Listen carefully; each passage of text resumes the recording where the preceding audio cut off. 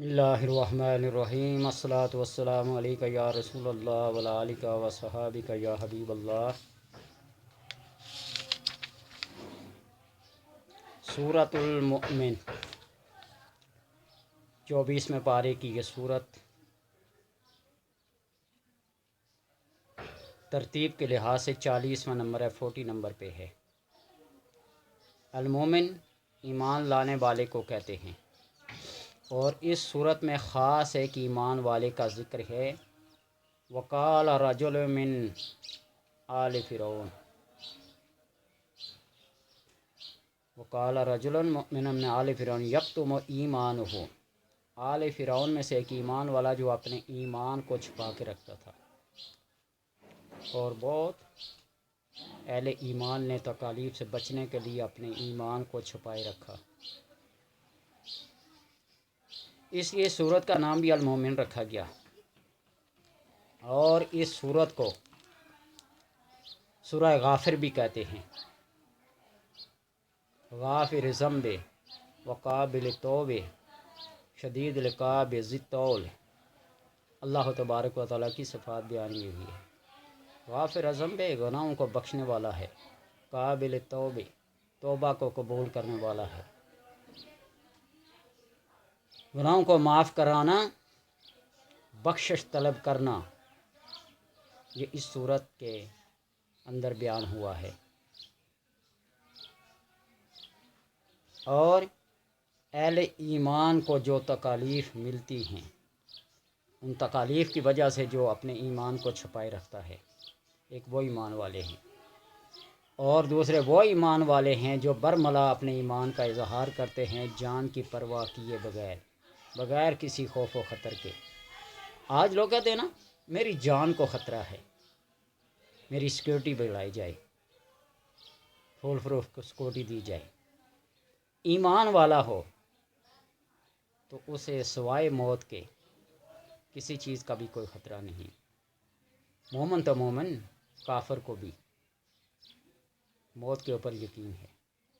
مجھے اچھی طرح یاد ہے نا، انڈیا کے وزیر اعظم راجیو گاندھی کو جب کہا گیا نا کہ سیکورٹی بڑھا لو، تو اس نے کہا تو ہمارے حضرت علی رضی اللہ تعالیٰ عنہ کا فرمان ہے کہ موت خود انسان کی حفاظت کرتی ہے، جو وقت مقرر ہے اس سے ایک سیکنڈ نہ پہلے نہ ایک سیکنڈ بعد، لا یستاخرون ساعۃ ولا یستقدمون۔ مومن کو، ایمان والے کو موت سے کیا ڈرنا؟ ڈر تو اسے ہے نا جس کا یہ یقین ہو کہ یہاں ہمیشہ رہنا ہے، اس فانی اور عارضی دنیا میں کیا دل کو لگانا۔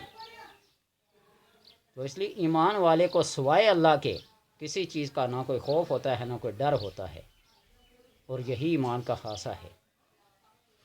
حضرت خبیب رضی اللہ تعالی عنہ کے واقعے کو پڑھ کے دیکھیے، بغیر جان کی پرواہ کیے کتنے کافروں کے نرگے میں، حصار میں گرے ہوئے تھے، اور کہا کہ اپنے نبی کو، محمد کو چھوڑ دو، ہم تمہیں یہ انعامات دیں گے۔ مرنا قبول کر لیا، لیکن محمد کا کلمہ پڑھنا چھوڑا، ناگوارہ نہیں کیا۔ اور آپ صلی اللہ علیہ وسلم کا فرمان ہے کہ بندہ مومن کلمہ پڑھنے کے بعد آگ میں جانا پسند کرتا ہے، لیکن ایمان کو چھوڑنا پسند نہیں کرتا، کلمے کو چھوڑنا پسند نہیں کرتا۔ یہ جان کیا ہے، 1000 جانیں بھی ہوں تو پھر بھی ایمان کا حق ادا نہیں ہوتا۔ تو بہرحال جس شخص کو بہت ساری بیماریوں نے گھیرے رکھا ہو، تکالیف ہوں، پریشانیاں ہوں، تو اس کے لیے خاص عمل ہے۔ وہ خاص عمل کیا ہے کہ سورہ مومن کو لکھ لے، پھر اس کو پانی میں گھول لے، اس پانی سے آٹا گوندھ لے، اور پھر آٹے کو خشک کر کے باریک صفوف بنا لے، گوندے ہوئے آٹے کو خشک کر کے اس کا صفوف بنا لے، گرینڈ کر لے، اور پھر اس گوندے ہوئے آٹے کا صفوف بنا کے اس کو کسی جار بند بوتل میں محفوظ رکھ لے۔ جس کو بھی عارضہ قلب ہو، امراض شکم ہوں، جسمانی امراض ہوں، کوئی بھی ہو، اس میں سے ایک چٹکی بھر اس کو پانی کے ساتھ، دودھ کے ساتھ، کسی بھی چیز کے اندر کھلا لو، اللہ تبارک و تعالی شفا عطا کرتا ہے۔ تجربے کی بات ہے، جو اللہ کا کلام ہے، جسم کے اندر ایک دفعہ سرایت کر جائے، اتر جائے، حلق سے کوئی چیز پڑھ کر دم کر کے اتر جائے۔ نبی اکرم صلی اللہ علیہ وسلم کا یہ فرمان عالی شان ہے نا، بسم اللہ الذی لا یضر مع اسمہ شیء فی الارض ولا فی السماء وهو السمیع العلیم۔ جو بندہ 3 دفعہ صبح پڑھ لیتا ہے، کسی چیز پہ دم کر کے کھال گا، اس دن اس کے اوپر کوئی جادو، کوئی زہر، کوئی موذی مرض اس پہ اثر نہیں کرتا۔ یہ کمال ہے قرآن کا۔ اجوا کھجور کے بارے میں ہے، نہار منہ کھا لیں، اس دن کوئی جادو، کوئی بیماری، کوئی زہر، کوئی چیز اثر نہیں کرتی۔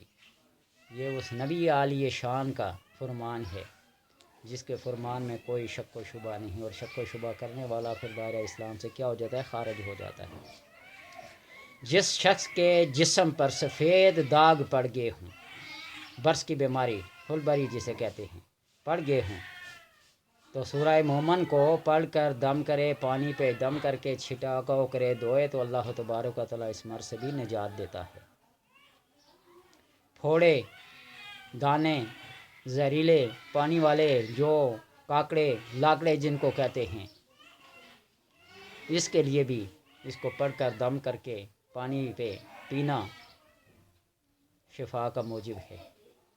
اور کاکڑے، لاکڑے جس کو کہتے ہیں، خسرہ کہتے ہیں، جسم کے اندر دانے سے بن جاتے ہیں، خارش ہوتی ہے، بخار ہو جاتا ہے، اس کے لیے ایک بہترین عمل یہ بھی ہے کہ سورہ فاتحہ کو بغیر زیر و زبر کے، بغیر نقطوں کے لکھ لے، توجہ کے ساتھ، دھیان کے ساتھ، کوئی نقطہ نہ ڈالے، بھول کر بھی، جان کر بھی زیر زبر نہ ڈالے، اور پھر اس کو باندھ لے یا گھول کے پی لے، تو اللہ تبارک و تعالیٰ ان تمام موذی امراض سے کیا رکھتا ہے؟ محفوظ رکھتا ہے۔ اور بحکم خدا، یہ جو طریقے بتائے نا، آٹے کے اندر گھول کے، پیس کے رکھ لے اس گوندے ہوئے آٹے کو، تو اللہ تبارک و تعالیٰ ہر قسم کی بیماریوں سے، تکالیف سے محفوظ رکھتا ہے۔ اگر کوئی شخص دکاندار ہے، کاروباری ہے، اس کا کاروبار رک گیا ہو، بند ہو گیا ہو، مشکل پیش آ گئی ہو، گاہک نہ آتے ہوں، کسی طرح کے ابھی پریشانی کا باعث بن رہا ہو، تو لکھ کر اپنی دکان پہ لٹکا دے سورہ مومن کو یا اس کے نقش کو۔ اس کے عدد ہیں 3,68,524، 3,68,368,524، یہ اس کے عدد ہیں۔ اس کا نقش بنا لے، دکان پہ لٹکا دے، گاہک لین میں آئیں گے۔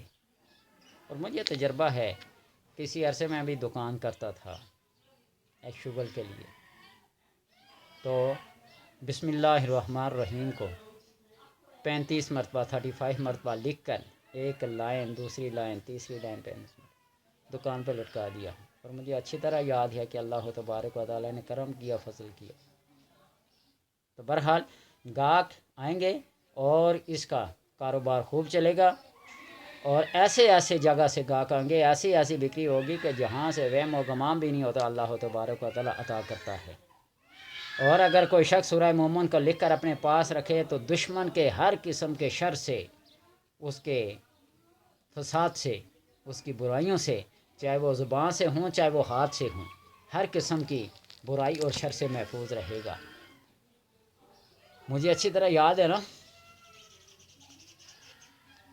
میرے علی شاہ صاحب رحمۃ اللہ تعالیٰ کو کسی نے مشورہ دیا نا، یہ بات کئی دفعہ عرض اس لیے بار بار کرتا ہوں تاکہ میری بات نہیں، کسی بڑے عالی شان بزرگ کی بات کو سن کر نا، تو دل کے اندر ایک جذبہ پیدا ہو جائے، ایک چاہت پیدا ہو جائے، ایک ذوق پیدا ہو جائے کہ کسی نہ کسی لحاظ سے قرآن کے ساتھ تعلق جڑ جائے۔ آپ اپنا پروٹوکول بڑھا دیں، اپنی سیکورٹی گارڈ رکھ لیں۔ تو آپ نے فرمایا، اللہ کا فرمان ہے، واللہ یعصمک من الناس، ہے نبی صلی اللہ علیہ وسلم، ہم آپ کے لوگوں کی ایذا سے، اس کے شر و اس کے فساد سے محفوظ رکھیں گے۔ تو لوگوں نے کہا یہ خطاب تو آپ صلی اللہ علیہ وسلم کو ہے، تو آپ نے فرمایا، میرے شاہ صاحب نے، اس کاف کی ضمیر کی اوٹ کے پیچھے ہم بھی چھپے ہیں۔ وہ بات ہے کہ یہ قرآن اہل ایمان کے لیے ہے، اور اہل ایمان کی یہ ہر طرح سے پروٹیکشن کرتا ہے، ہر طرح سے حفاظت کرتا ہے، ہر طرح سے حذر اور حصن قلعے کے طور پر کام کرتا ہے۔ اللہ تبارک و تعالیٰ سے دعا ہے کہ اس قرآن کی عظمت کو، اس کی تعظیم کو، اس کی اہمیت کو، اس کی افادیت کو سمجھنے اور سمجھانے اور عمل کرنے کی توفیق عطا فرمائے۔